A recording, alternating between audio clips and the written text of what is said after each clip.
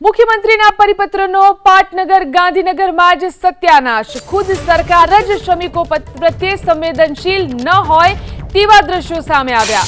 ધૂમ ધકતા તાપમાં શ્રમિકો પાસે કામ ન લેવાની સંવેદના માત્ર કાગળ પર છે। જૂના સચિવાલયમાં શ્રમિકો ધૂમ ધકતા તાપમાં પણ કામ કરી રહ્યા છે। જૂના સચિવાલયમાં શ્રમિકો તાપમાં કામ કરતા એબીપી અસ્મિતાના કેમેરામાં કેદ થયા। ગુજરાત શ્રમયુક્તના પરિપત્રોનો ખુદ સરકારે જ ઉલાડિયો કર્યો છે। એપ્રિલ અને મે મહિનામાં બપોરે શ્રમિકો પાસે કામ લેવાના પરિપત્રના લીરા ઉડી ગયા છે। જૂના સચિવાલયમાં શ્રમિકો ખુલ્લા આકાશમાં તડકાની અંદર કામ કરતા જોવા મળ્યા। શ્રમિકો પ્રત્યે સરકારી બાબુઓની જ કથની અને કરણી અલગ હોવાનો પુરાવો મળ્યો છે। અહીં જે રીતે દ્રશ્યોમાં જોઈ રહ્યા છો આપ, બપોરનો સમય છે અને અહીં કામ ચાલી રહ્યું છે। શ્રમિકો ખરા તાપમાં અહીં કામ કરી રહ્યા છે।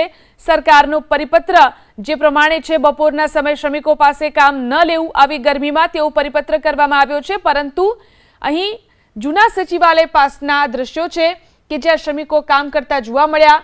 એપ્રિલ અને મે મહિનામાં બપોરના સમયે શ્રમિકો પાસે કામ ન લેવાનો પરિપત્ર કરવામાં આવ્યો છે સરકાર દ્વારા, પરંતુ જૂના સચિવાલયમાં જ શ્રમિકો આ રીતે ખુલ્લા આકાશની નીચે તડકામાં કામ કરતા જોવા મળ્યા। શ્રમિકો પ્રત્યે સરકારી બાબુઓની જ કથની અને કરણી અલગ છે। કોઈ યોજના હોય કે પરિપત્ર હોય, સરકારી બાબુઓ એ પરિપત્ર અને યોજના કાગળ ઉપર તો લાવે છે, પરંતુ જમીની સ્તર ઉપર ઉતરતા નથી। તેનું ઉત્તમ ઉદાહરણ આજે ગાંધીનગરમાં આવેલા જૂના સચિવાલયથી સામે આવ્યું છે। ગરમીની અંદર શ્રમિકો પાસે કામ ન કરાવવું, શ્રમ આયુક્તનો આ પરિપત્ર છે એનો ભંગ ખુદ સરકાર કરી રહી છે। બપોરે 1 થી 4 દરમિયાન શ્રમિકો સીધા તાપ નીચે રહી અને કામ ન કરે તે માટેનો પરિપત્ર છે અને અત્યારે બપોરે 2:24 થાય છે। આપ દ્રશ્યની અંદર દર્શાવવાનો પ્રયાસ કરીશું। મારા મોબાઈલમાં 2:24 થઈ છે અને અત્યારે અહીંયા જે જૂનું સચિવાલય આવેલું છે, જૂના સચિવાલયને તોડી અને નવું બનાવવાની કામગીરી ચાલી રહી છે છેલ્લા ઘણા દિવસથી।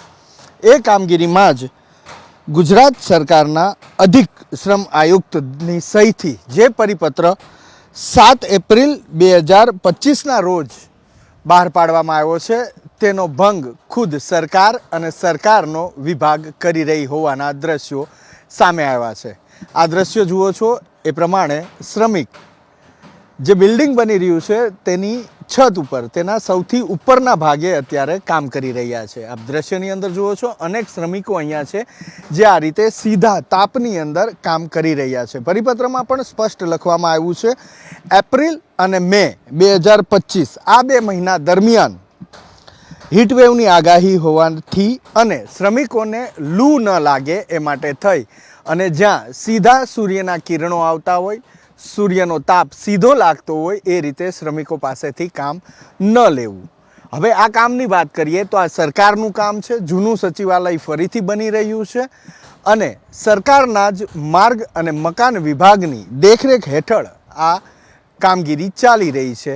એટલે હવે ખુદ સરકાર કહો કે સરકારનો માર્ગ અને મકાન વિભાગ કહો, જે આ નિયમોની અવગણના કરી રહ્યું છે, નિયમો તોડી રહ્યું છે। આપણે અનેક એવા શ્રમિકો અહીંયા સીધા તાપ નીચે કામ કરતા જોવા મળી રહ્યા છે। મારા સહયોગી છે કરણ પ્રજાપતિ, એ આ દ્રશ્યો બતાવી રહ્યા છે અને આના ઉપરથી એ ફલિત થાય છે કે પોતાની કેબિનમાં બેસી અને અધિકારીઓ પરિપત્ર બહાર પાડે છે, પરંતુ જ્યારે આવા પરિપત્રો કે જે સામાન્ય લોકો માટેના હોય છે, શ્રમિક લોકો માટેના હોય છે, એ પરિપત્રની અમલવારી નથી થતી અને ક્યારેક આવા દ્રશ્યો જોઈ અને એવું પણ કહી શકાય કે સરકાર શ્રમિકો પ્રત્યે સંવેદન છે કે નહીં।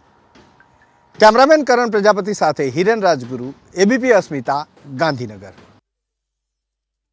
ખુલ્લા તાપની અંદર જે શ્રમિકો કામ કરી રહ્યા છે, હવે એમની સાથે વાત કરીએ કે એ શું કામ આ રીતે ખુલ્લા તાપની અંદર કામ કરી રહ્યા છે, કારણ કે એક તરફ પરિપત્ર છે।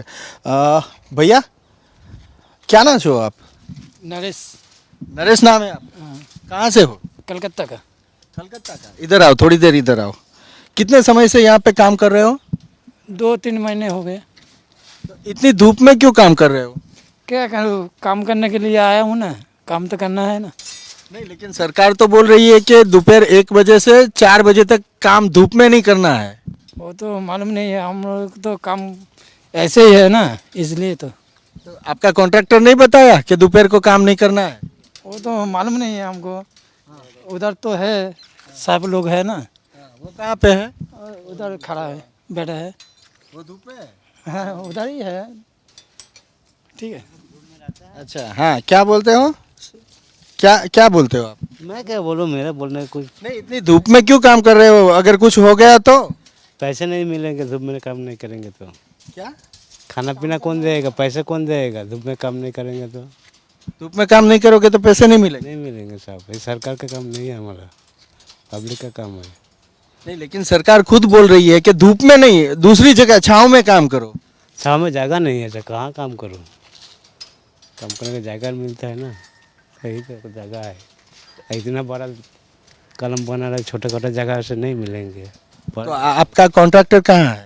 कंडक्ट आगे है, वो भी धूप में बैठा है। हमें हाँ वो भी धूप में काम कर रहा है ना, उस साइड पर। क्या नाम आपका? મહાદેવ મહાદેવ મહાદેવભાઈ.